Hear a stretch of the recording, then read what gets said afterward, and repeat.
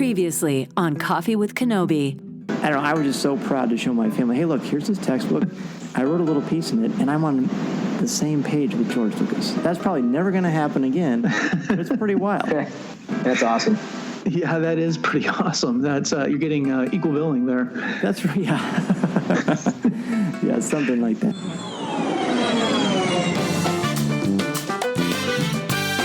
This is Vanessa Marshall, Harrison Dula from Star Wars Rebels, and you're listening to Coffee with Kenobi.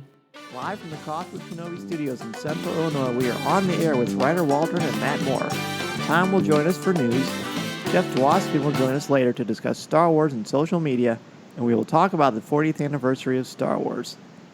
This is it's pretty great when I look at the calendar, and things continue to work out for us. The day this show is released will be the 40th anniversary of Star Wars. We're going to be talking a lot about that. Before I jump into anything, though, I want to introduce my guest co-host for the day. Joining me, of course, is the Idiots Array co-host and CWK blogger Ryder Waldron, and Comics with Kenobi co-host, CWK writer, and all-around comics guru, Matt Moore. Welcome, gentlemen. Hey, thanks for having me. I am thrilled to be here.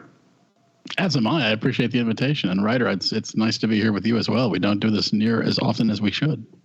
That's right. We met in Anaheim, or in Orlando, and that was the first time we met.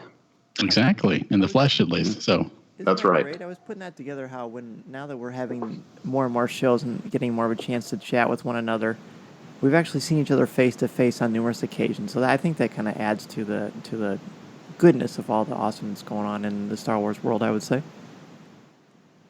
Exactly. That was one of my favorite things about Celebration Orlando, was not just, waiting in lines and trying to get wristbands, but also meeting everybody for the first time in a long time. And that's what makes it all worthwhile. Yeah, that's what I was going to say also. The people are what make it fun. The panels are great and all the Star Wars stuff is awesome. But talking to other Star Wars fans and friends is the best part of these celebrations.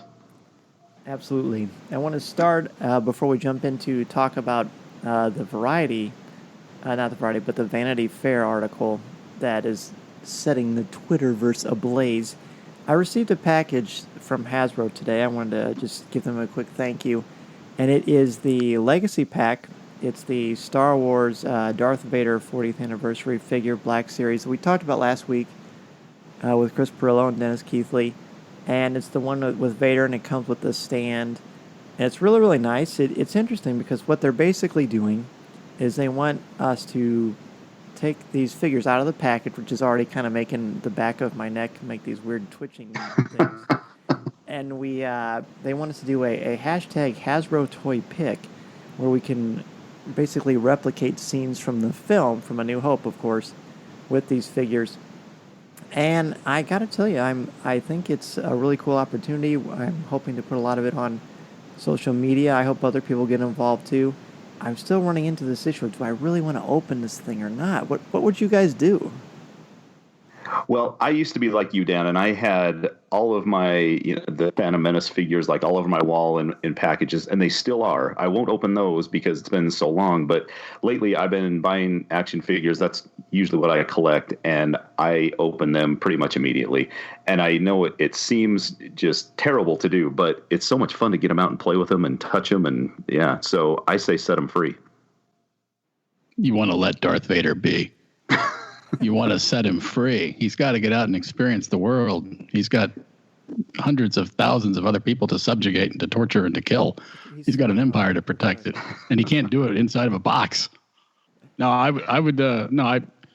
it's my thing. I like to play with the stuff, and I'm not an avid collector of the toys, but I will go through and buy certain items that I recall from when I was a kid growing up, because I'm part of the original Star Wars generation. And unfortunately, while I did at one point have every Star Wars toy ever made through 1984, wow. They were all burned in the Waldo Canyon fire of 2012 in Colorado Springs. So I literally had nothing left. So I've using this as an opportunity to sort of cherry pick things that just I had fond memories about. Case in point, at Celebration Orlando, I found a Bespin Cloud car for $20.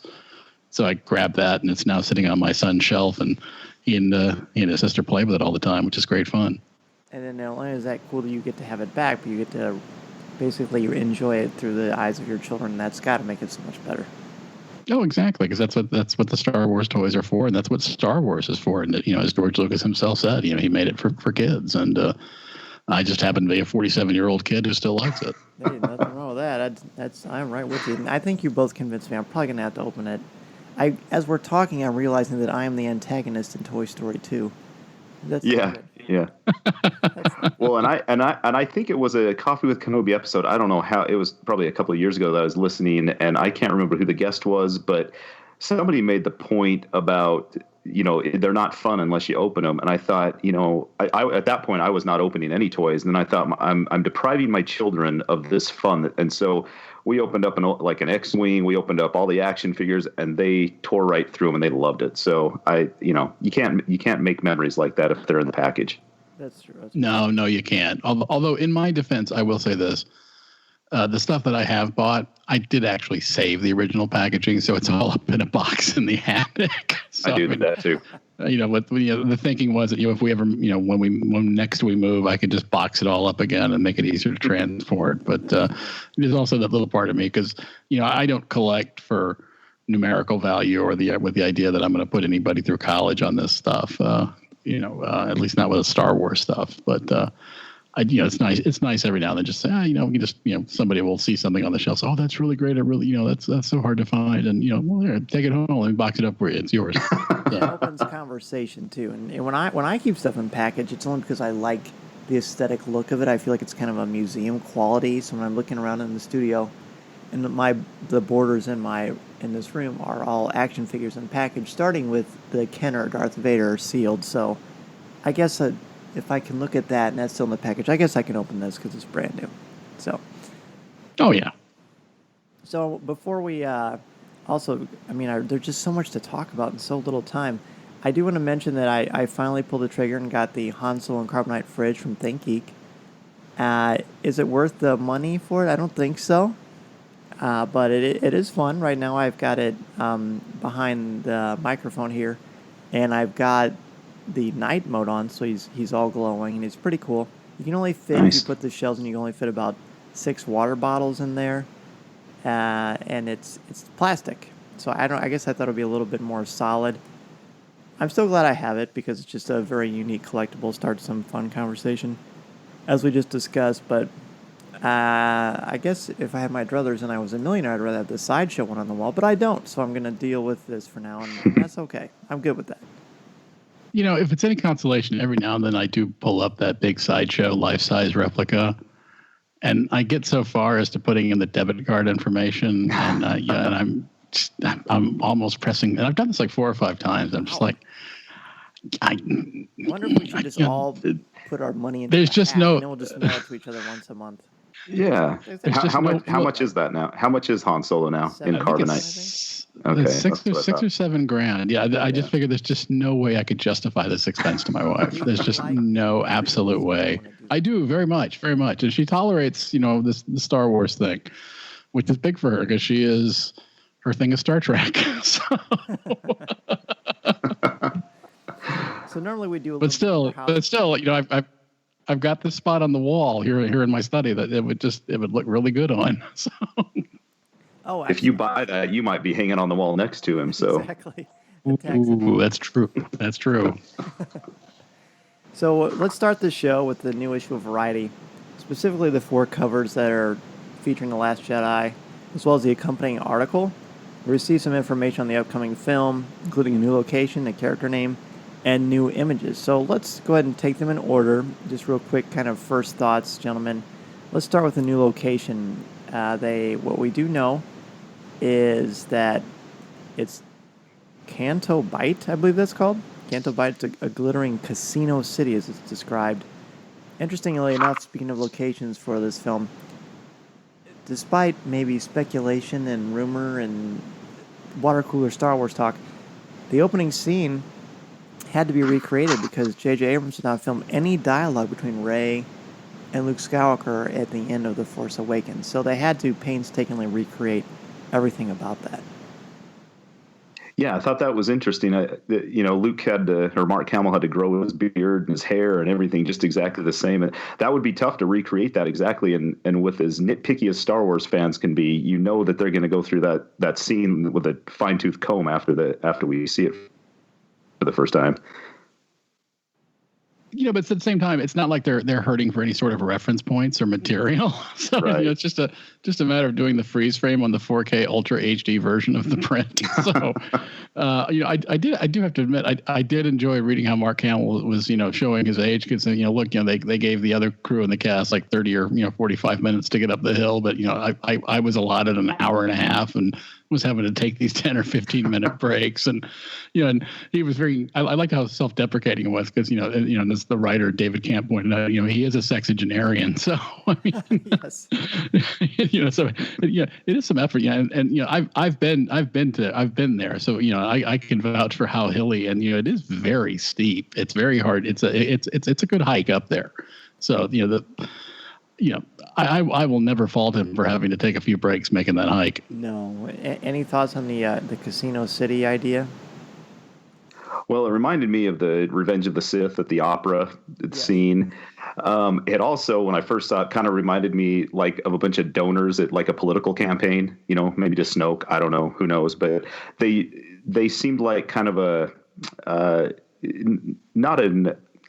of a crooked bunch, I would say. Maybe they're a bunch of good people, but they didn't feel like that to me when I first saw the pictures. I saw these pictures, and the first thing I thought was, this must be the galactic 1%. Yeah, and you're right on, especially based on the article where they say, so much of Star Wars is a used universe, so we're going to try to show like kind of the opposite of that, which we really haven't seen in Star Wars. That's very much there. We also got a bunch of character names. We found out that in some scenes that were being screened that the director Rian Johnson was looking at, there is a gunner. Her name is Paige, and she was being coached by Poe in this particular scene. We have Benicio del Toro, who's called DJ by the filmmakers, but apparently he's going to be unnamed in the film. We've got Vice Admiral Holdo, which is a prominent officer in the Resistance, and that is, of course, why is her name escaping me now? I can picture her from Jurassic. Laura Dern. Laura Dern. In this beautiful gown with the purple hair. They made a funny joke to Pablo, which we'll talk about later, or asked him kind of what he thought, is that her real hair? And he said only, what did he say, only her beautician knows for sure, something to that effect. Showing that she's human. And then we have Rose, which we already knew, but now we have her last name. It's Tico. Rose Tico, and she is also the sister of Paige, the gunner that was being coached by Poe. So that's kind of cool. That's kind of nice to see that we have a sort of another sibling relationship setting up in the film. Yes. Some of these character reveals, as you said, a lot of this isn't new if you've been following the water cooler talk and some of the news sites, but these names are new. That picture of Benicio del Toro, I had to do a double take because at first glance I thought, is that Tom Waits, the wonderful singer songwriter, and of course it's not, but it's definitely vintage Benicio, and I love that he's called DJ because he does actually. He does spin, so I mean, it's kind of an apt working title for his character. He looks younger, I think, than he has in a while. At least I don't know if it's the makeup or the lighting or what, but he definitely he looks good. He does look good. I mean, he's I don't know what it is about Benicio, but I mean, we were when I was living in Berlin, we bumped into him in a restaurant. This is just before the Wolfman came out, and I think it was the Berlin Film Festival was going on, and he's a striking dude. I mean, and he's a handsome man, and I forgot about the werewolf film that he was in. Yeah. I mean, fun. it was an awesome movie. I'm surprised it didn't get as much traction as it did, but I digress.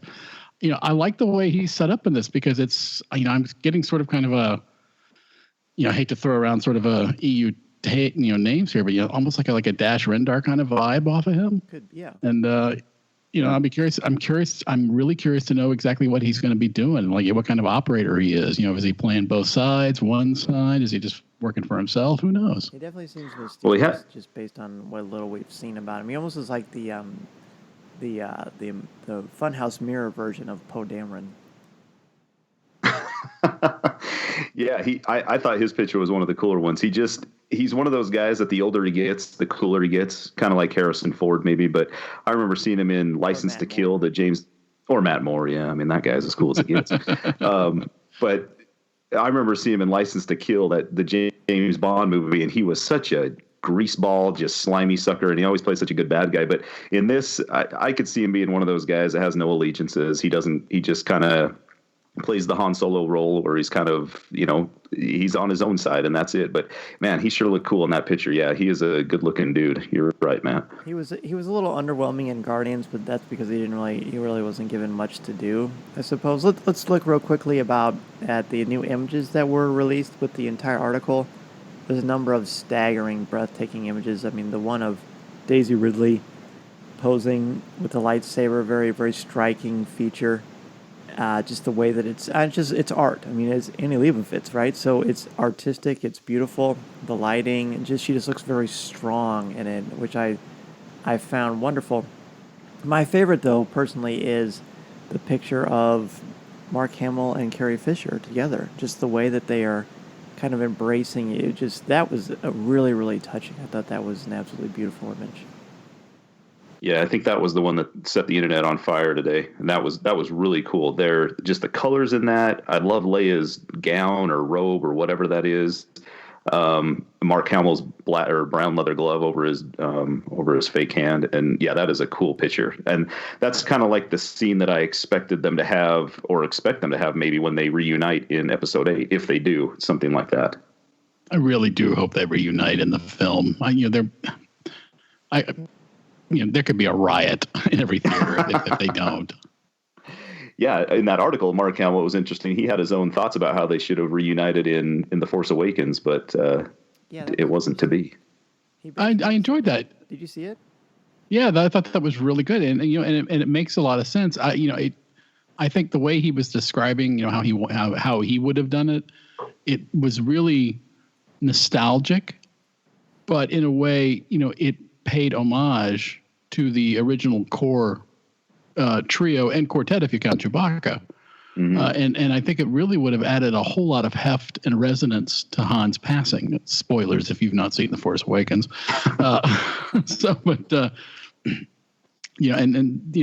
kind of that had me thinking all afternoon, like, oh, that would have been, woulda, coulda, shoulda. But I mean, I'm not by any means selling short the actual what was in the finished product, but that was what he said was very intriguing. It was interesting. It would have really been quite a gasp out loud moment in theater, but I also feel like it'd be a Deus Ex Machina, because if Luke shows up, he's Luke, so there's really no peril anymore, is there? Then there's no exciting confrontation with the threat of Kylo Ren and a former stormtrooper and a scavenger who has no training with a lightsaber. So I think obviously that's one of the strategies behind why they constructed it the way they did. But I do love the notion of, I've lamented so much the fact that we didn't have any publicity stills of Hamill, Ford, and Fisher together from The Force Awakens. I really think that would have been wonderful. We'll never get to have that. No, I mean, what we can make do with those from the original trilogy, of course. But, right. You are right, Dan. It would have, I think, probably distracted from the story, and, keeping Luke as the hidden reveal, or I guess the MacGuffin, if you will, until the very end, really gave The Force Awakens a lot of oomph, and it really gave us that cliffhanger-inspired ending, which had everybody walking out of the theater, in shock from Han's passing, but also going, "Oh, I can't wait for The Last Jedi. I can't wait to see what happens next with Luke. At least we know he's alive, he's there, and he's got his lightsaber." I mean, when you see Luke Skywalker. Yeah. I mean, I remember looking at Corey when I saw that for the first time, and I gasped. I'm like, this is Luke. He's back. So he's the very first thing that hits you. He's the very last thing that hits you. So that's a nice little bookend, but I definitely wish it would have been, we could have had a little more of some sort of interaction between them. But hey, the narrative is as it is, and as you said, man, we're not complaining. We're pretty happy with it. The only other thing I want to point out before we jump on to the next segment is there was a story group insight from the Vanity Fair article that I had not realized, and I'm going to just quote here from the Vanity Fair article. What the story group does not do, Hart said, is impose plot point mandates on the filmmakers. Johnson told me he was surprised at how much leeway he was given to cook up the action of Episode 8 from scratch. The preset was Episode 7, and that was kind of it, he said. If anything, Johnson wanted more give and take with the Lucasfilm team, so he moved up to San Francisco for about 6 weeks during his writing process, taking off his 2 doors down from Carrie Hart, that would be in charge of the story group, and meeting with the full group twice a week. I guess when we'd talk to Jordan and other authors and they talk about working with the story group, they say, hey, we make submissions and they make some notes, but they like what we have. They really are giving so much freedom and so much autonomy to all these creative people. And I don't know why that hit me, but I really thought, wow, this is really something. I guess if you wanted to get all anxious, you could say, oh no, what if somebody's going to do something weird that doesn't make sense? Well, that's why there's the 11-person story group. That's the creative net to make sure that everything that comes through is quality. And again, there have been no missteps. I thought that was interesting too. Oh, sorry, Matt, but I thought that was interesting too. And I think, I'm not really a creative person, a creative writer or anything like that, but to get the most creative people on board, you would think that you would have to give them some leeway and some autonomy, like you said, to actually go with their vision of how things are going to be. I mean, obviously, if they have Luke Skywalker turn into Darth Vader or go to the dark side or something just, ridiculous, then somebody's got to jump in and stop that. But I think that these filmmakers that they've hired so far, I know, the people they've hired so far have been responsible. They are very creative. I love J.J. Abrams. I am so excited for what Rian Johnson has. I'm thrilled that he is the director of this. And so I think, by giving them some leeway, more people are willing to sign on. And it's a Star Wars movie, so maybe directors would be lining up anyway. But still, they want a little creative freedom, and I think this is the way to do it for them. Well, I thought what was telling, particularly in the profile, was what David Camp said about Kathleen Kennedy, noting that Spielberg had given her free range in helping produce E.T., and she wasn't even out of her 20s. And that to me speaks volumes because she knows what's happening now with Star Wars because she's been there. She was under that pressure. And I love the notion, and I love this fact, and I love that he brought this out in the profile, was that she is picking directors whose work she likes and, whose work speaks to her. Rian Johnson is a perfect example of that. I saw Brick in the theaters. His debut film was blown away. Doug Looper. When they announced Colin Trevorrow, as helming Episode 9, I immediately flashed to Safety Not Guaranteed, which is an indie film, but it is so good. I mean, and it's got such great story. So if you've not seen Safety Not Guaranteed, please go, check it out. You can probably get it on Netflix or any of the streaming services. You can, probably get it at Redbox or whatever. But to me, it's a perfect example of how she is using her instinct to tap the right people whom she believes will carry the story forward. And I love this notion because I've always liked the story group because I see them almost as this contemporary guardian of the wills. But a lot of people, especially, if, on the internets, see them as this, this dark, imposing group that, no one, abandon all hope, ye who enter here through these, pass through these gates. And that's not what they are. They're part of this group because, they love this concept. They love this story. They love this saga. And they just want to ensure that it's told well. Right. And that's a great mandate to have. And they love Star Wars as much as we do, probably. What's that? I just said they love Star Wars as much as we do, so they don't want it messed up either. You're exactly right. Not only do they love it, but they also is how they feed their family, so they're really time with it. Exactly, and and that's one of the things I do like about them is because they're not afraid to engage on social media. Like, for example, there was a lot of debate about the photograph of the creatures, with going, is that horse looking thing a Bothan? And finally, Matt Martin, at Missing Words on Twitter says, 4 of these things, and he showed like a werewolf and a cartoon wolf, and this character are not Bothans. Cartoon character. Yeah. And to me, that's the perfect example of how the story group should operate, because they're having fun with it, but they're also very cognizant of the fact of the internal debate going on in the Star Wars community. Like, well, is it or is it? I don't know. Who knows? All I know, Pablo, the more I realize how much fun he's having with it. I think he also gets a little bit.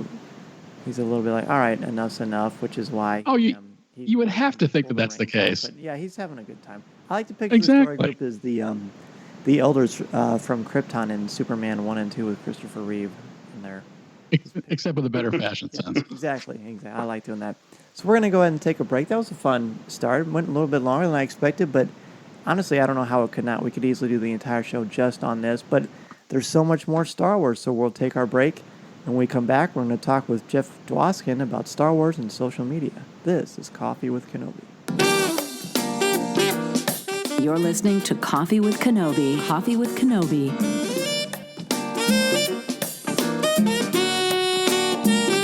Coffee with Kenobi is sponsored by the Star Wars digital card trader collecting app from Topps. If you love Star Wars and love the excitement of chasing your favorite Star Wars collectibles, the Star Wars digital card trader collecting app from Topps is for you. Download the free app from iTunes or Google Play and collect your favorite images from the classic 1977 Star Wars cards to the Clone Wars, Star Wars Rebels, The Force Awakens, Rogue One, and much more. Collect and trade with friends new and old through the Star Wars digital card trader collecting app from Topps. These are the cards you're looking for. A big reason for the success of our show is our CWK Patreon contributors, including Jason Hall, Dennis Keithley, Angela Souse, Aaron Harris, David Strutt, Mediocre Jedi, BJ Smith, Nick Deco, Adam Leonard, Mark Suter, Mike Audette, Eric Struthers, Jared Cantor, and Swara Sala. It's a monthly donation that goes towards show expenses, equipment, and travel, makes a huge difference in the production and reach of our show. Plus, there are a number of incentives that help you to get more involved. For example, a donation of $10 a month provides you with a link to an exclusive Google Hangout. We'll have our own Star Wars discussion. And the first one of those is going to happen next week, so stay tuned for that if you're already a Patreon contributor of $10 or more. Patreon contributors who donate $35 or more will get the newest show before anyone else. Increments of $50 or more for a specific amount of time will get you access to all the previous rewards, and depending on your donation, we'll guarantee that you co-host with me and another guest co-host for anywhere from one show for 1 month, all the way to an entire month, which would be 4 shows of co-hosting CWK. Plus, you may be eligible for a t-shirt, coffee mug, or both. Check out the link on our webpage or the show notes for more information. Jeff Dwoskin joins us now. I met Jeff at Pinewood Studios. We had Mike Rodeo on a few weeks ago. And Jeff is also one of the reporters that was flown over there by Gillette. And Jeff and I instantly hit it off. We actually, you were the one who videoed when I was getting my that professional grooming advice from that guy that was talking about how I should grow my beard and stuff like that. Remember that? I do remember. I think he told us both we were using the wrong hair gel. That's correct. Yeah. So. So we were both dashing. I remember that. Whether it actually happened or not, I do remember it. Yeah. Something about us being the most handsome fellas he'd seen in London in a long time. That's true. Yeah. I tear up when I think about it, mostly because we're not telling the truth. So let's talk about the state of fandom on social media, specifically Twitter. And one of the reasons I wanted to have you on, besides the fact that you're just a lot of fun to talk to, your Twitter account is amazing. You're the CEO of the Hashtag Roundup. You're a blogger for the HuffPost. And you see a lot of stuff. In fact, today you were commenting on Spider-Man. And apparently a lot of people are complaining about his costume. Yeah, it's a little Iron Man-ish.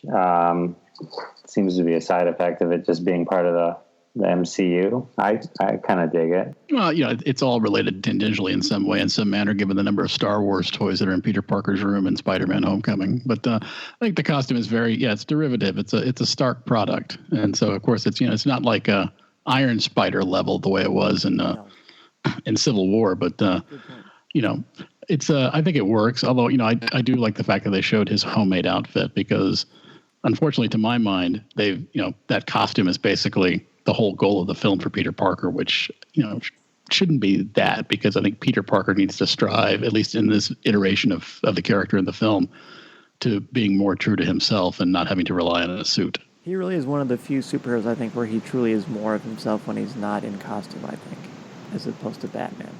Exactly. Social media and fandom, specifically Twitter, of course, what are you seeing out there as far as Star Wars, reactions to The Last Jedi, things of that nature? It seems like people are pretty excited about it. I was actually just watching some of the stuff on the Vanity Fair stuff. Just did a huge spread on it. But it seems interesting. I'm trying to stay away from it a little bit, only because I just don't want anything to be ruined. They don't seem to be releasing that much. But it seems like in every trailer that comes out, someone puts out a 40-minute YouTube video explaining every item in every corner of every frame. But I'm trying to stay away from that. It looks compelling. It looks interesting. I'm pretty excited about it. In the past, they usually, whenever they would release a new one, people would play hashtag games to come up with their name for the new movie. But I think I haven't seen anything kind of blow up like that recently. But it seems like there's some good buzz going on. Well, I'm glad to hear that. So you sometimes we are a discerning fandom, and we like what we like, and we're very passionate about it, and very protective of it. But at least on my feeds, that I'm not really seeing a lot, and this is for anyone. I'm not really seeing a lot of the angst that sometimes you see when there are new reveals about Star Wars. I think people are pretty comfortable with Force Awakens. At least I liked it. Is that the general consensus with you guys? Absolutely. So for sure. I think the angst was what was going to happen after that second trilogy. That probably people were pretty nervous, but I think J.J. Abrams in The Force Awakens, they did a great job, and I think people just got re-excited about it. I know I did. For sure. So among the many potential topics that you and I discussed before we actually had you on the show this evening is Jar Jar Binks, and I'm fascinated, and you didn't reveal too much, which is cool because then we can talk more about it on the show. What are your overall feelings with Jar Jar? Because obviously when it comes to some negative talk, and we definitely stay away from negative talk on the show, but he's probably one of the more maligned characters in Star Wars, but what do you think about him? I think he's misunderstood. No, I don't want your fan base to hate me, so I'm not gonna say good things about him. I think more people that listen to our show are not anti-Jar Jar. I think that's maybe safe to say. You know, I remember seeing all the original movies, and my I want to say my somewhat dislike for those three movies, 1, 2, and 3, came after the fact. Like, I remember seeing The Phantom Menace, and I enjoyed it. I was so excited to see it. So I think in Clone Wars, I think the first time I saw it, it was like, to me, it's a little bit unwatchable now. To me, it just didn't touch on the things that the original trilogy did. And the third one was the best of those three. But Jar Jar, to me, I always looked at it as how it was intended. It was really just like George Lucas trying to do something completely different. Right? It was just completely the first fully animated, the digitally created character, and it seemed like no matter what language he gives any one of his characters, Watto or any of those, like there's someone who figures out that there's probably some racial stereotype and then attacks them. And I don't think those are the intentions. So people always go off on these tangents with some of these characters. But it was a goofball thing. But I mean, you had so much seriousness in that movie that I could see where they were trying to make some comic relief. Shakespearean, you have to add a little bit of levity because there's so much heavy. And we saw in the Vanity Fair article that Ryan Johnson said, I put some of that in there because there's some heavy stuff that goes on. And Star Wars is supposed to be fun and light, and we don't want people to lose sight of that. And I think that Jar Jar very much served that role. I've said it often on the show and off the air. My kids love Jar Jar. Kids growing up with Jar Jar, don't understand the criticism. And Ryder and Matt, you guys are dads. I mean, how do your kids feel about Jar Jar? That's exactly right. And I feel like I'm defending Jar Jar quite a bit. I was at a dental convention a few weeks ago, and a couple of my friends started bagging on the Phantom Menace and Jar Jar, and I really get angry when that happens. But yeah, my kids love Jar Jar. They think he's funny. I mean, he's the fool. He's the fool from, I guess maybe Shakespeare plays, and he was there to show that Anakin and Qui-Gon had sympathy and empathy for these, what they would be termed like lesser people, lesser creatures in the universe. So sort of purpose. I get that he can be annoying sometimes. My wife can't stand him, but my kids and my nieces and nephews think he's hilarious. And so that's the point. Yeah. Part of my, when I saw Star Wars, I was 7, right? So, and imagine, so when you're watching The Phantom Menace and an adult's reaction to Jar Jar, who grew up with the original Star Wars, I think there is friction there.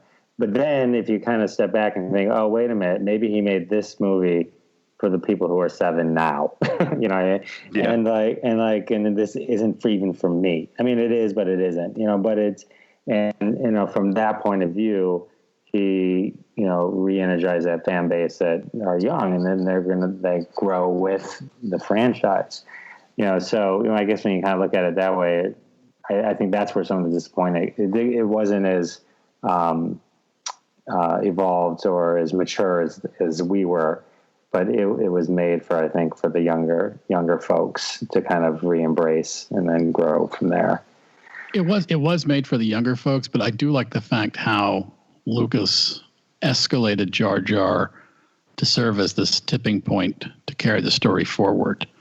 I mean, if it weren't for Jar Jar, the Jedi conceivably could still exist as an order, and the Republic would have still been a republic. And I liked how Lucasfilm sort of brought everything full circle in the pages of the final volume of the Aftermath trilogy by Chuck Wendig, and one of those little interludes was Jar Jar, and he was just sort of either ignored or reviled or just viewed with pathetic scorn for what he'd done to the galaxy. Grace is how they made him very, very tragic.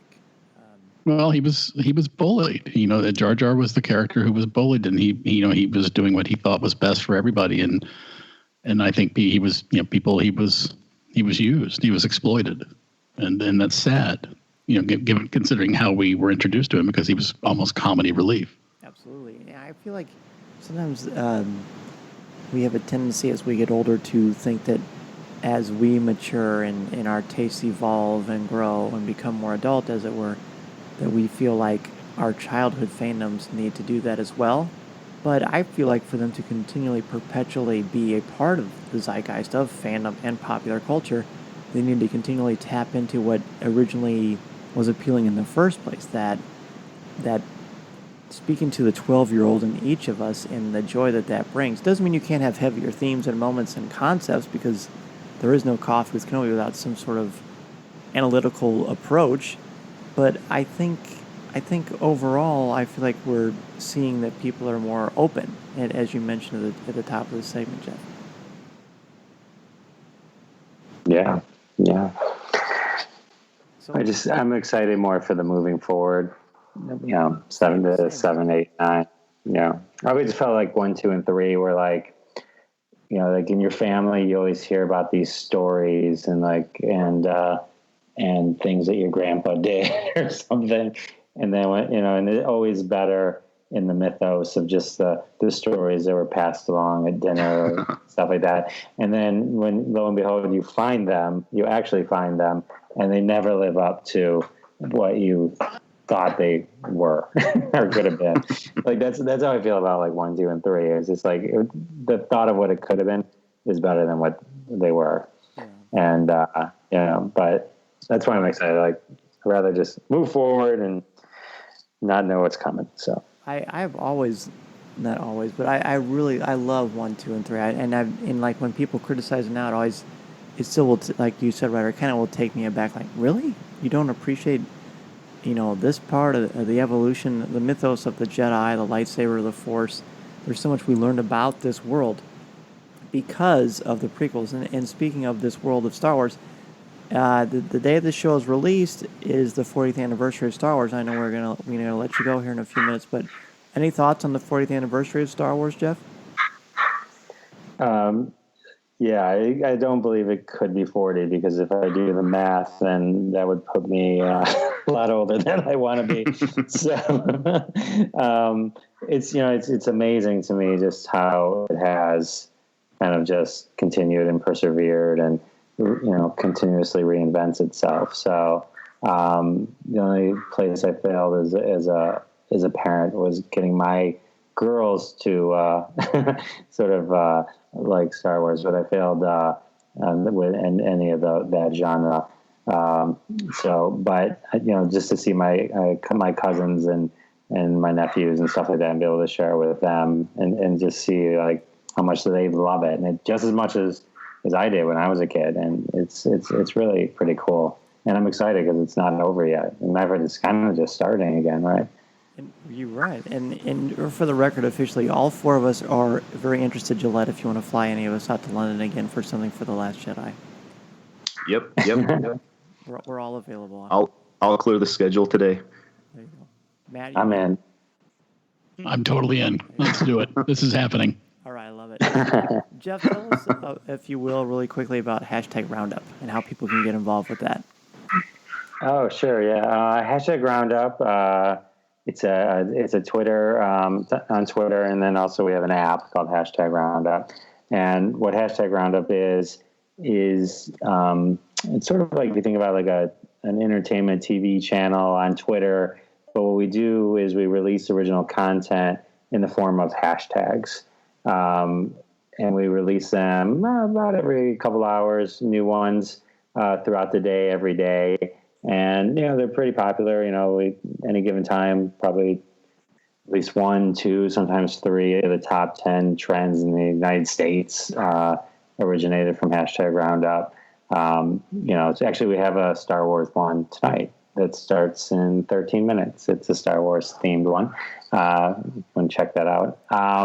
But they're fun. Like we did redneck summer rituals today. You can't fix that, stuff like that. Describe impeachment badly. So it's like sometimes they're political, sometimes they're just silly. And it just gives people a way to kind of create content on Twitter and be part of a community of people kind of doing the same thing at the same time. And, a good way to meet people and have fun. It's hilarious, and it is very engaging. Coffee with Kenobi was involved a month and a half ago. Does that sound about right? Yeah, that was fun. That was great. We actually, if you're interested in building up your Twitter followers, your Twitter presence, hashtag Roundup is an amazing way to do that. Plus, as you said, you get to meet a lot of really, really great people. So, Jeff, where can people find you online, and are there any other projects coming soon that you would like to share with us? You can follow me on Twitter. I'm Big Macher. It's BIGMACHER or hashtag Roundup. I'm tweeting a lot, and we're just doing a lot on Twitter. That's probably the big stuff I've got still going on. Just building that up and living the dream. There you go. Well, we will include links to all of that in the show notes as always. Jeff, thank you for coming on the show. Look forward to having you on as a guest co-host in the future. Oh, that'd be amazing. And when we return, we'll have Tom Gross joining us to do the news. This is Coffee with Kenobi. This is Coffee with Kenobi. Coffee with Kenobi.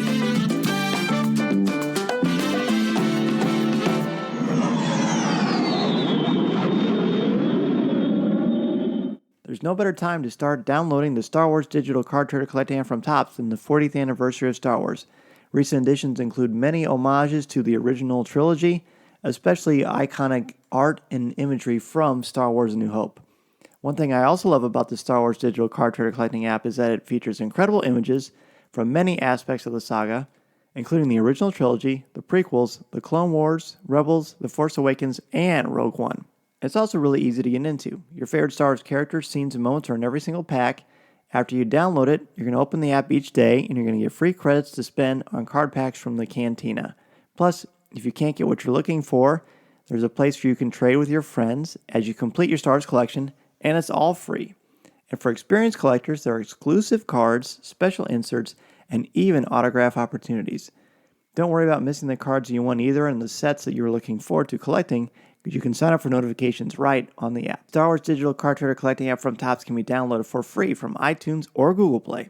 Be sure to download the app and start your collection today. The Star Wars Digital Card Trader Collecting app from Topps is available right now. And remember, these are the cards you're looking for.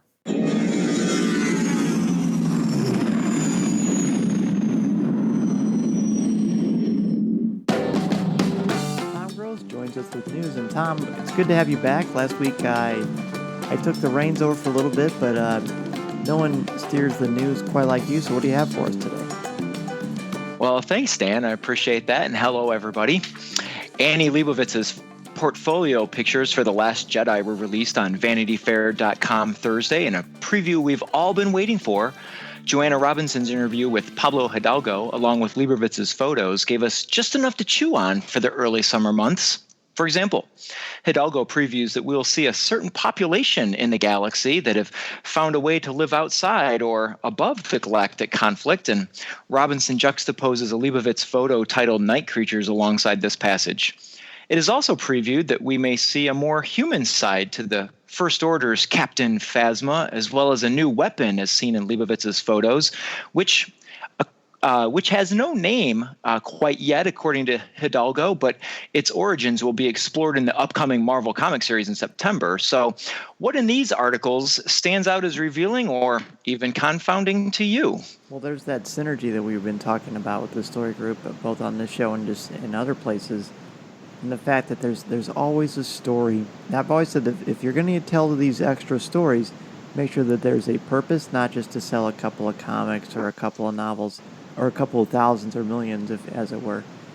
But it sounds intriguing. Pablo's process for naming these things, he's one of the major ones, people to take part in that. Of course, he's not the sole one, but he does a lot of them.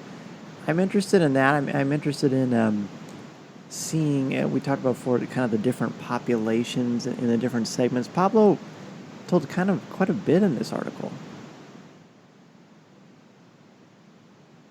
I think the main thing that he shared was when they look at the lightsaber in Lucasfilm, they don't identify it as Anakin's lightsaber anymore. It's Rey's lightsaber. That's pretty huge. Yeah, that was interesting because around my house, we've kind of been in between on, we have lightsaber fights quite a bit, and we have an old, what used to be Luke's lightsaber, and now we have started calling it Rey's lightsaber because it just feels right now. And we have a green one, and that's Luke. So I guess this just all makes sense, and it feels right now. I see this almost as a literal passing of the torch. Not just in terms of the lightsaber itself, but in the focus of the story onto the next generation. And to have Pablo come out and address that directly and so forthrightly, as opposed to maybe, talking in circles, says a lot to the importance of this decision and this move. I've got the master replica Anakin Skywalker lightsaber behind me right now. No, not that anyone can see it, but I still... Even having it, and when I purchased it, it was labeled Anakin Skywalker's lightsaber, but I still have the hardest time not saying it's Luke's, just because that's what I've known for now 40 years. But I love the fact that it's Rey's, and the fact that they are saying, no, this is the thing, as you said, Matt, this is the passing of the torch, this is where we're going. So now I've got Rey's lightsaber in my office. Yeah, I have to say, when it comes to the lightsabers, I'm glad that every time we hold that one, we don't have to go through the whole history. As much fun as it is, we don't have to go through the whole background of, well, no, wait, this was so-and-so, and then this was Luke, and now it's Rey. So we can for sure say whose it is. But how about the images? What are your thoughts on these images? Stunning, of course, but any other thoughts on that? I love that photograph of Rey and Chewbacca in the cockpit of the Falcon, because it struck me at first with like, oh, that's where Han should sit, but you know what? Rey, I think, is going to be the sort of new partner to Chewbacca, and it's nice because I like how they've kind of melded within Rey the notion of both Luke and Han. Kind of melding into this one sort of super character and fitting this role, but not replacing them, obviously. Yeah, and of course, I also like the fact that it looked like they were about to spend some really, really, really groovy AM drive time stuff for your morning commute.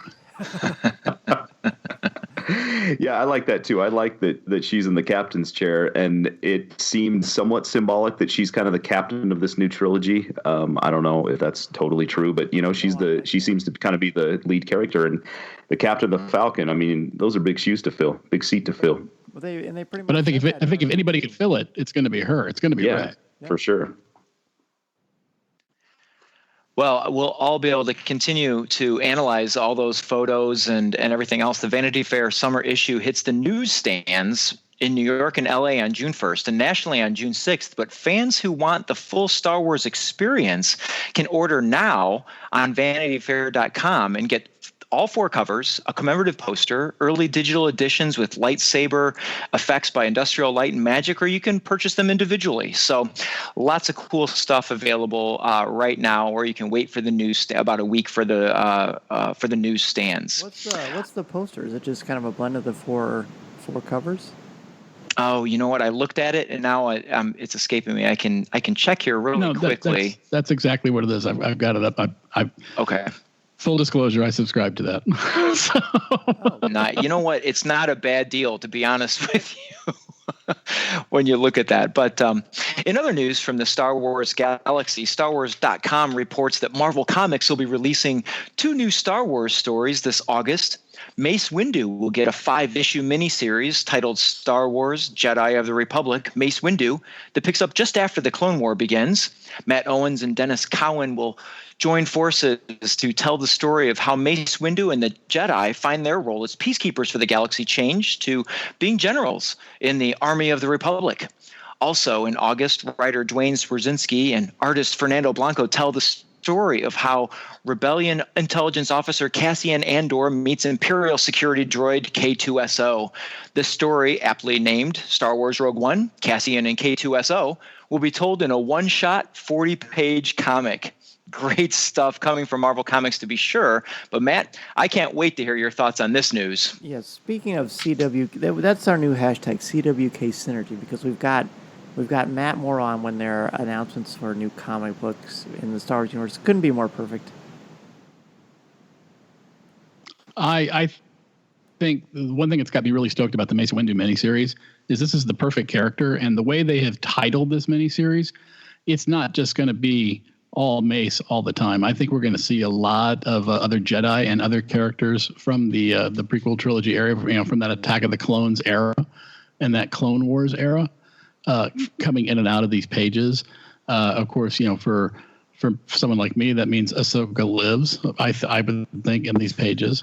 And of course, with the Rogue One shot, as I like to term them, the comics are a perfect vehicle for expanding upon the films, and as well as the stuff that's in other media, whether it's in the novels or short stories or upcoming TV shows, if any, to help fill in some of the backstory, if you will. It's and a 40-page one shot in this case, that's perfect, because we're going to be able to see this stuff, and it's going to give new context to Rogue One, for example. And of course, I think we're going to see going forward, as the Last Jedi. We've got, coming in September is the Captain Phasma miniseries that was announced at Celebration in Orlando, and that's going to help sort of build up to the debut of the Last Jedi film in December. And of course, once that film comes out, I think we'll probably see some more comics, whether it's 4 or 5 issue miniseries or a couple of one shots. Maybe perhaps adding some backstory and context to the events of The Last Jedi. I mean, this might be, I could easily already right now see a DJ one shot focused on Benicio del Toro's character, for example. Oh, inevitably. And maybe some sort of thing about what happened with Luke's lightsaber. That might be a whole other... That's a mythology unto itself, I'm quite certain. I wonder how much of the Tartakovsky... The Clone Wars Tartakovskys, the shorter ones that came out much before Dave Filoni was a part of the animated Star Wars universe. There's that one that's my favorite, I believe it's from the first season, where it's just Mace Windu basically taking on a battalion of battle droids by himself. And the cover for the first issue reminded me of that episode. I wonder how much we'll see of that. We love those Tartakovsky Clone Wars at our house. My kids, they love Rebels and the Clone Wars cartoon. But man, whenever they want to watch some quick Star Wars, we throw those DVDs in, and they are awesome. My kids are like just mesmerized by them, and that is a good episode with Mace Windu. And by the way, the best version of Grievous, I think, out there too. Yeah. Oh, that is the watershed version of Grievous. He's to like my mind. The Terminator in it, really. And see, the Clone Wars, whether it's the original, the little shorts, all the way to the very long and detailed series that Filoni wrote, that was my kids' entree into Star Wars. Oh, okay. You would think, oddly enough, I never watched it when it first came out because I was like, it's kind of cool, but I'll stick with my Star Wars. And then my kids, when we moved back to the States, they started watching it. And I got hooked to the point that we were every night sitting down watching an episode and comparing notes. And as a result of the Clone Wars, that's what really, I would say, reawakened my force for Star Wars. All right. Well, finally, there is, if you visited StarWars.com recently, there's a plethora of 40th anniversary information going on there. But what caught my eye, of course, is the merchandise. The Disney Store is releasing several exclusive memorabilia, including a 40th anniversary micro 2.5-inch Tsum Tsum set, including R2-D2, Luke Skywalker, Han Solo, and Princess Leia. Also, you can find a Star Wars A New Hope Han Solo and Luke Skywalker Elite Series 6-inch die-cast action figures, a 40th anniversary limited edition pin set, anniversary limited edition lithograph set, and a very cool 40th anniversary limited edition ornament set that includes R2 and 3PO, X-Wings pilot Luke Skywalker, award ceremony Leia, smuggler Han Solo firing his blaster, Chewbacca's in there, and of course, the ornament that always says Happy Holidays, Darth Vader with his lightsaber drawn. All right, guys, if you check these out online, pie in the sky. If you could have one of these, which would it be? Okay, I'll go first. I'm going to say the Zoom Zooms. I'm sorry, my kids love these dang Zooms. We have so many of those suckers all over the house. It's unbelievable. And they are pretty cool. They're pretty funny. So, we make a lot of Zoom towers. We make like little videos on like iPads with them and stuff. So I'd probably go with those. What about you? Ryder, you're dead to me. You can make fun of me now. Yes. Send your emails to Dan at Coffee with Kenobi. I don't know. No, Ryder, I'm totally with you. I have two girls, 10 and 6, and they've infested the house. For anybody, they are super cute if you're into that, and so yeah, that would definitely be the household choice around here. I was a little underwhelmed by some of these images. I guess I don't know what I picture in my mind, but the 40th anniversary, I feel like there should be something that really blows me away, and there's really nothing that is hitting me. They're basically doing variations on what they already have, which makes sense. It's obviously done well for them. If I were to pick one thing, though, I'd get the 40th anniversary lithograph set. I'm not sure what the scale is on these, but there's some really great images of a lot of the classic posters over the years. That's the one that I would go with. I love, that was one of the things that I really liked about Star Wars Celebration. They had, I think, what's the original poster for the Chinese market, I think it was. I do like these lithographs because, when I was 7 when Star Wars came out, and I was living in Germany, so I remember Krieg der Sterne. That's how I had always referred to Star Wars until I was corrected one day. As somebody on post going, no, it's actually Star Wars. Well, okay, that's fine too. But those lithographs, I think, they've got a nice quality to them, and plus they have that that 70s sensibility, or not so much sensibility. Any decade that introduced the pantsuit is not sensible, but the fact that they it has that 70s vibe, it does appeal to that nostalgia within me, and that's something that I really do like a lot. So that would have to be my pick. Otherwise, I am with Dan on this. Nothing really jumped out at me. And Ryder, you're still dead to me. Buy a Zuzu, Matt. It'll bring joy to your life. I have enough joy in my life. Thank you. Well, I gave my family's choice, but I personally like the pin set. I'm kind of a fan of those lapel pins, and I just think those are really cool. I like the detail on all three of the characters that are in that pin set, and then of course the 40th anniversary logo on the fourth pin. I like those personally. I am sort of a sucker. Those are good looking. I will admit. They're nice. I mean, none of them are bad. It's just I want to be wowed. I think I don't know. I'm sort of hoping the next time I'm in a Disney store, because there is not one in the area where I live, if there are still some of those Christmas ornaments, just because something about Star Wars and Christmas makes me very, very happy. I think I would probably get that just to add a few more Star Wars ornaments on the tree, but that's probably about it. I also like the box those ornaments come in, though. That's kind of cool, too. I do like that. I'm noticing when I go into stores, they basically have the same stuff that's out, but they put that silver 40th anniversary sticker on it, and all of a sudden I think, I must have that. All right. Well, gentlemen, Matt and Ryder and Dan, that is the news for this week. I hope you all enjoy the 40th anniversary of Star Wars, and we'll catch you next week. Thank you, sir. We will take a break and be back with a conversation about 40 years of Star Wars. This is Coffee with Kenobi.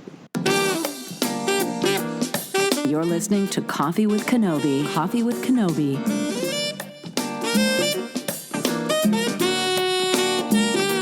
We are proud to be sponsored by the Star Wars digital card trader collecting app from Topps. If you love Star Wars and love the excitement of chasing your favorite Star Wars collectibles, the Star Wars digital card trader collecting app from Topps is for you.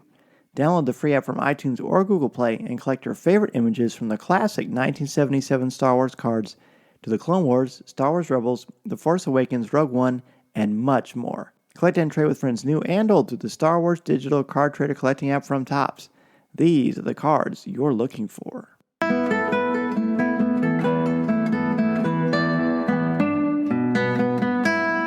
day this show is released is the anniversary of 40 years of Star Wars, an automatic topic for the Coffee Chat segment. For me, there are so many ways we can go with this conversation. For me, Star Wars at 40 years means family and memories. Some of these I've shared many times on the show, but just seeing it for the first time and what that did with me and my family, and then finding myself in Penny's or Sears and finding Star Wars figures and not really knowing who all of them were, because I got the figures, I got C-3PO before I even saw the film. And I've said many times, I thought that he was a character from Logan's Run when I saw him for the first time. He was not, fortunately. There's so many things about this franchise that conjures up memories of family and love and friendship, and I think that is mirrored very much in the films.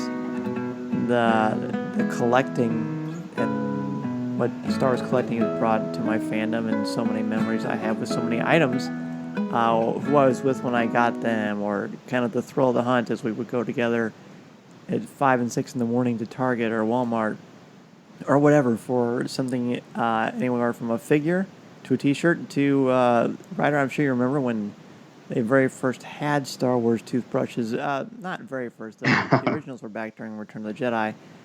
But I'm talking about the more recent incarnation of them over the past 5-6 years. I remember they were so hard to find. I went everywhere for them. It's just become so much fun. So what about you guys? I'm going to borrow from Starship Sabers and Scoundrels, their most recent show. It was a very fun show. If you don't subscribe to their show, you need to do so now. But they basically brought up different topics, really quick little hits about 40 years of Star Wars. So we'll go through that. But for you two, what does it mean, 40 years of Star Wars, just overall? Well, I can't remember my life without Star Wars. I was born about a year and a half before A New Hope came out, and it's always been a part of my life. I can remember going to The Empire Strikes Back in the theater just tons of times. I remember looking forward to, when I was 7, going to see Return of the Jedi. And I can't imagine my life without Star Wars, because so many different points in my life and momentous points in my life have been centered around Star Wars, or occurred at the same times that, Star Wars movies came out. I graduated college the same year the Phantom Menace came out, and I started dental school that year. And I remember all that. I remember going to get in line for tickets at 4 a.m. And I wouldn't have certain friends that I have now. I mean, you guys included, and I wouldn't have, I wouldn't be podcasting, wouldn't be writing blogs, and my world wouldn't have been opened up without Star Wars. And as sappy and weird as that sounds, it's true. I met you guys because I went to a panel on Star Wars at Salt Lake Comic-Con, and I heard about Full of Sith, and then in turn I heard about Coffee with Kenobi, and that just set me up to know that there were other people out there that love Star Wars as much as I do, and I'd never met people that loved Star Wars as much as I do until that point. So Star Wars, I mean, as weird as it sounds to have a movie be that important in my life, it is. It's been a huge part of my life. I can remember a time when there was no Star Wars, and that was filled with Buck Rogers and Flash Gordon and Space 1999. But since 1977, I mean, Star Wars, it's been a part of my life since I was 7 years old when it came out. And, and I have those memories. I mean, for example, I may have said this before on a previous episode, I don't know or not, but, I first, I was aware of when it came out. I was aware of when it was being shot, actually, because we were living in Huntington Beach, California in 1976. And so, I have vague memories of my mom and dad talking, they're making this really great science fiction film, because my mom was really into science fiction and still is. And for some reason, when we were living in Germany, we weren't able to see it for the first 2 years. But that didn't stop me from just falling head over heels for Star Wars. I mean, my room was covered with these posters. I had the sheets. We had just all the magazines, the Starlog special issues, and the novelization and the Star Wars comics. And then I got my first 2 action figures. I think we were on a Rhine River cruise for the day with my mom and I, and we stopped in this little German town and had gone into like the Altstadt where the square was, and there was a little German toy shop, and they had this small little display of Krieg-Stern action figures, and she bought me Luke Skywalker and R2-D2, and I love the heck out of those. And then, my grandparents sent me Star Wars toys from the States for Christmases and birthdays, and it just was always part of my life. And even during the sort of the dark times, when there was no Star Wars, and but until Timothy Zahn's first volume of the Heir to the Empire came out, it was still something that you could bond over, and it still is. I mean, I've made a bunch of new friends, Ryder, Dan, yourselves included, and that's helped a lot. But it's also kind of been part of that glue that's kept me in touch with my very scant few older friends. I mean, there are still times I will be sitting here at 11:30 at evening, and I'll text my high school buddy out back in Colorado and say, I'm watching the Clone Wars. Isn't it cool that, we'd have these significantly long discussions about what the Clone Wars may have been like, and now we can just watch them whenever we want. So, and, I feel that way again, especially, as the buildup was announced when they, when Disney bought Lucasfilm and they said, we're making more Star Wars movies, and then, that inexorable march toward The Force Awakens began, and it seemed like it would never get here. And then there I was sitting in the theater the night before the official release with my son, and it just, then those theater lights went dark, and up it came. It was like, and there was the crawl, and I was just, I think I held my breath through the entirety of the film. And I love that feeling. I love that notion, and I love the fact that Star Wars is back again. Yeah, it's a little over the top and a little too pervasive nowadays, but you know what? That's a great problem to have. Right, and it's just kind of the nature of our world anyway. I mean, when anything you like or interested in, no matter what the topic, it's going to be in your face, because it's social media, it's merchandise, it's culture.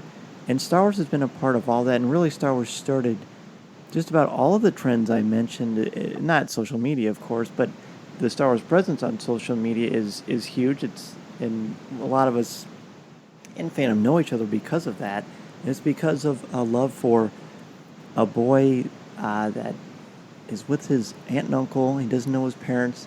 and he feels like there's something greater than himself that he is meant to be a part of, but he doesn't really know how to access that. I think it's just a beautiful metaphor for adolescence, for high school, for college, for any of us who feel like there's something else out there that I'm supposed to do. And it doesn't always have to be as grandiose as blowing up the Death Star, but there's so much about Star Wars that keeps bringing me back, and it's those timeless themes that are encapsulated in that original poster, the artwork, the 40 years, the logo for the 40 years with the classic with Luke with the lightsaber aloft, similar to Excalibur, and he's got Leia at his side as the dashing princess.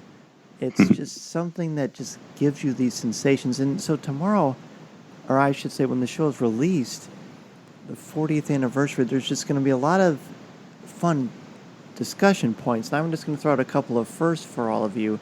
Tell me, obviously first we're talking about Star Wars A New Hope, but maybe real quick, first memories of seeing the first film for the first time. I remember seeing it on a VHS tape. My dad had recorded it from HBO, and I remember the old HBO, whatever it was, animation going into the logo, and then Star Wars starting that. Yeah. And so, that's what I remembered. I don't know. That was, you guys might know better than me, like 1981 or something like that it came out. So there's a chance I may remember seeing Empire Strikes Back before seeing A New Hope. I don't know. My parents say they took me to see Star Wars in the theaters, but yeah, that's what I remember right now. My first time seeing it, like I said, I was aware of it and I was completely fluent in it, but I didn't see it until I'd come home for the summer to visit my grandmother and grandfather, my aunt and uncle in Ashland, Kentucky in 1979. And it was still playing. It had been out for 2 years and it was still in theaters. And my aunt took me on a warm summer night to the drive-in to see it. And it was in her blue 74 Dodge Dart. And, and I can still feel the humidity in the air around me as I sat on the hood of her car, and and I can hear the sounds of the frogs and the insects calling back to each other in the trees, and my aunt she still marvels with this because she says, I was sitting there and sitting next to you and leaning up against the car, and you'd never seen it before, but you knew every line in the script. You were sitting there just mouthing every word, and you were just moving so slowly yet methodically, putting one popcorn kernel, chewing it, then putting another popcorn kernel in your mouth and chewing it, and your eyes never once left the screen. And then when the movie ended, I looked at her and said, "Are they going to show it again? Because I really want to see it again." And they showed it again, and so we just stayed. And I think we watched it 2 or 3 times that night. And this is back when you just paid your admission. You were in. You could stay as often as you wanted to. And the rewatchability, I think, of Star Wars, the fact that the original cinematic release, it was in theaters for a year. I know that's part of that is the time, and it's not like you could watch something like that on your phone, or it even would have been thought of at the time. But there's just so much about the history and the lore of Star Wars and the rewatchability of it. By the way, I looked up really quickly. It was February 1st, 1983 that Star Wars first came out on HBO. Okay. I remember anytime, because we had HBO when it first started, but then, anytime they showed a Star Wars movie on HBO, I would stop what I was doing and watch. And then when I bought them on VHS, I watched, I think I went through 3 copies of each film. I watched them so much. And then VHS right here. I mean, that's. As do I. I've got the original edition on VHS, and then I bought the laser discs. I don't have a laser disc player because I figured one day I'll get a laser disc player and I'll be able to watch Star Wars. They're sitting on the shelf next to the original vinyl soundtracks to each of the films, and I'm still the same way. Now, when I work from home, I'm fortunate enough to get to work from home a lot when I need to, and I'll sit in my study and I'll fire up one of the Star Wars films on the monitor behind me, and and I'll work, and I'll just every now and then I'll take a break and lean back and just watch. Oh, this is a good scene. I remember. This is awesome. And to the point, my kids will come in. "Are you watching Star Wars again?" What do you mean? What do you hush that dirty mouth of yours. So, what else would I watch? Well, my that's the. it was also a drive-in, and I remember, like, I love how you remember all the senses that appealed to you when you first saw Star Wars. I literally remember when it started. Before it started, there was like this very crude animated short. It must have been something local. I have no idea, because I saw it in Louisiana for the first time in New Orleans, and the first thing before it was a little short called Bambi versus Godzilla, and there was this tranquil scene of this small, crude-looking animated deer. Oh my gosh, Dan! They had that on mine. Yeah. They had that on mine. Little legs stepping down and smashing him, and that was the end of it. And I remember thinking, I don't think I quite appreciated humor the way I do now, because all I wanted to do was see Star Wars, because I had tried 4 or 5 different occasions to see it, and every time I went to see it, it was sold out, and we weren't allowed to see PG movies.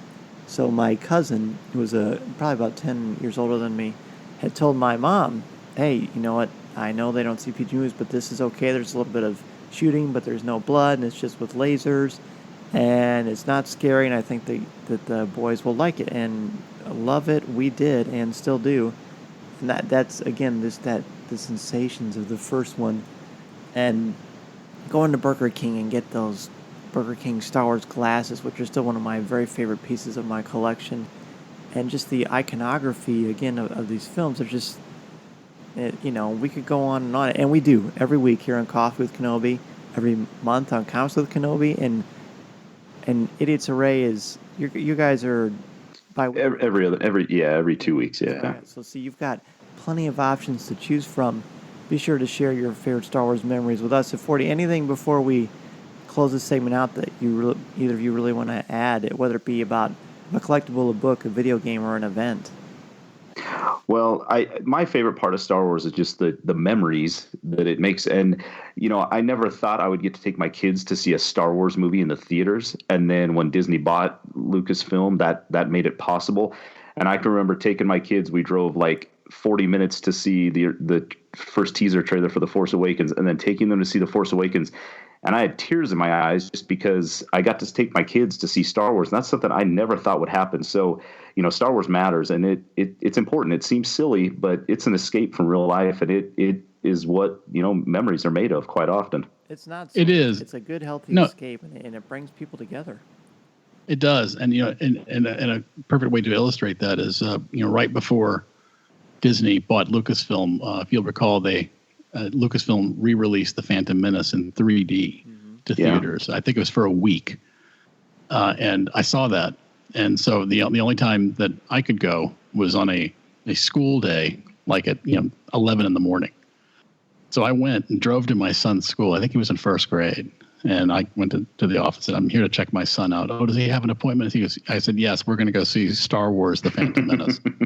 I don't think that's allowable. I don't care. and so the principal came out and he was a Star Wars fan. He goes, I understand completely. Hold on. I said, he goes, let me page him. I don't know where, they're in between classes. So we'll have to page him through the halls. And it was great because, the principal got said, Jerry Moore, please come to the office. Your father's here to take you out of school so that you may go see Star Wars in 3D.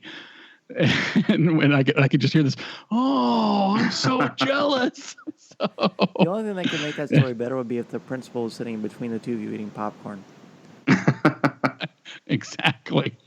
Of course, a year later, I think I did it again, and we went to go see Raiders of the Lost Ark when they re-released Raiders of the Lost Ark in IMAX. So. Awesome. Those are the things that count. I took the boys. That was the first Star Wars film they'd seen in theaters, The Phantom Menace, and it was in 3D. That was the first Star Wars movie that my wife had seen on the big screen. And I remember thinking, well, this is The Phantom Menace. I wonder how she's going to feel about this one. Because, I love The Phantom Menace, but it's not like I'm showing her A New Hope or The Empire Strikes Back right off the bat. But she was captivated. And when Qui-Gon meets his end, courtesy of Darth Maul, she looked at me and she said, oh, no. And she was actually invested. Now, that isn't the 40th anniversary, per se, but it is there because Star Wars is ultimately why I love going to the theater to see movies, because of my memories of seeing Star Wars, A New Hope, in theaters, and what that led to. It's become an event. When the special editions came out, I waited in line for hours too for that, and I remember when they opened the doors, everybody was marching in, and I remember someone working there that was cleaning up behind the counter, and she said out loud, "Oh, please, it's just a movie," just like that. And I was thinking, but do you see what's going on right now? I mean, look at these people. This isn't just a movie. This is a movement. This is a community, as Matt, as you said, I'm just going to say you've coined, because every time I say Star Wars is a community, I think of you saying that, and I think it's very true.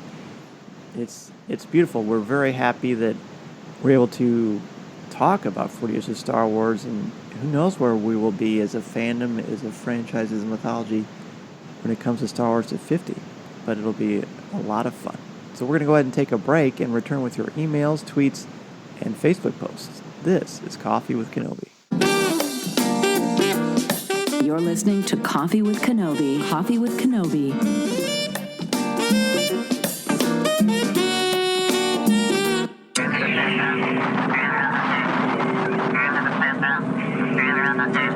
Before we get to email, I want to thank our CWK sponsors, the Star Wars digital card trader collecting app from Topps. Please support them the way they support our podcast, and remember to listen to new and archived shows of Coffee with Kenobi wherever you listen to podcasts, including iTunes, Google Play, Spotify, iHeartRadio, or wherever you enjoy listening to your favorite shows. And if you listen to the show through iTunes, please leave us a review.